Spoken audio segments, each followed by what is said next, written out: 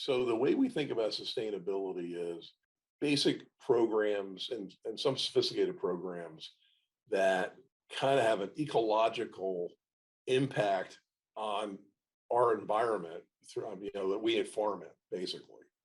So for instance, there's a lot of things people agree on what is good sustainable farming practices. So for instance, we work on reducing erosion and runoff. So, some of the ranches we have are on hillsides, some of them are on flats, some are next to drainage canals. So we don't want to lose topsoil in ranch stuff. So we do erosion control methodology. We'll berm it up. We'll do all these different things to do that. So we're basically trying to avoid erosion. And I mean, a lot of years ago, no one cared. Yeah, well, we lost half the top. Oh, we'll get some more and bring it over. So that's one. Conserving water is a huge one that we work on that all the time. We want to make sure, that we use water the most efficient way we can. So, we're using better pumps, better drip systems, better emitters that are more accurate. We have higher pressure so we can get it done on the right time frame. We're not wasting water. So conserving water is an obvious sustainability thing, right? So we do that. We promote energy efficiency. So like our packing facility, we've had PG&E go through the entire deal, replaced all the inefficient motors on all of our equipment with efficient motors, all the lighting with efficient. We've used, more insulation. We've done everything we can. On the ranches, we're using electric where we can, natural gas where we can. We're trying to get away from diesel. So all those things come together as, how do we get more efficient in the farming side from an energy point of view? And we're always trying to save money anyway. So one thing we're working on now is as we build these reservoirs we're going to build a small solar field in conjunction. So in the daytime we can pump using solar. So we're working on that right now. We have a solar field in Madera already running that packing facility. So, we've done a lot of that. We have variable speed drives on all the pumps. So that when you don't need a lot of power, it shifts down to a lower power setting, more efficient.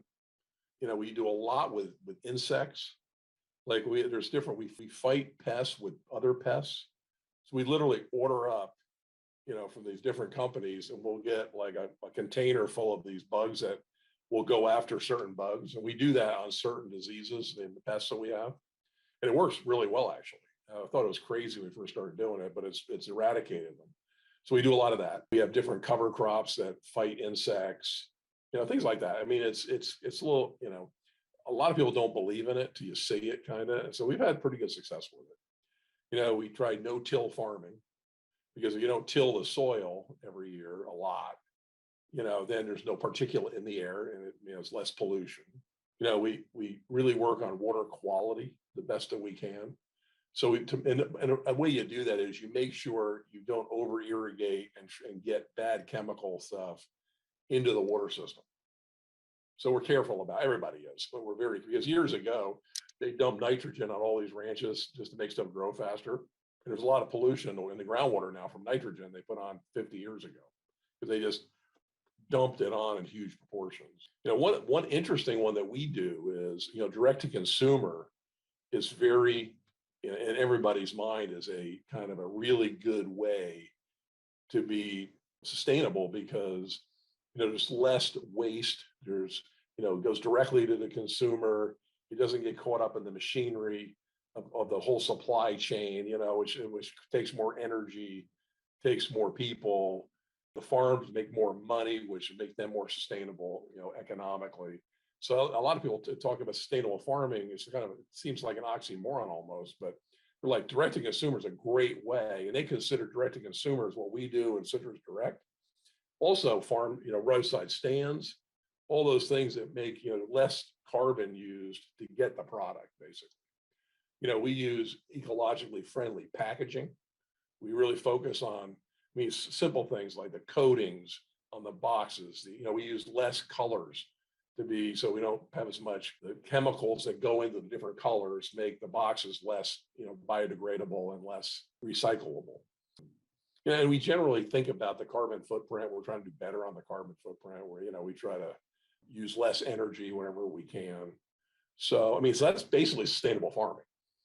every input you do in any of the supply chain, the farming, anything we do, we try to have an ecological responsibility thinking cap on, basically.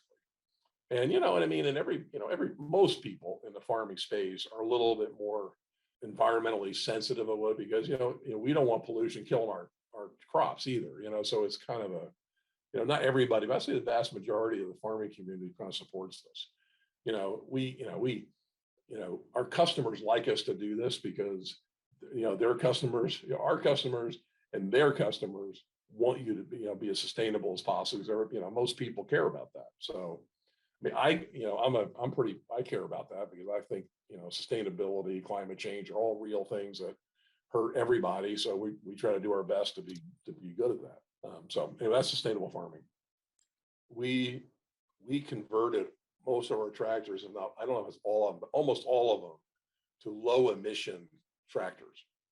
The state of Cal, the Air Quality Board gives us some incentives to help do that.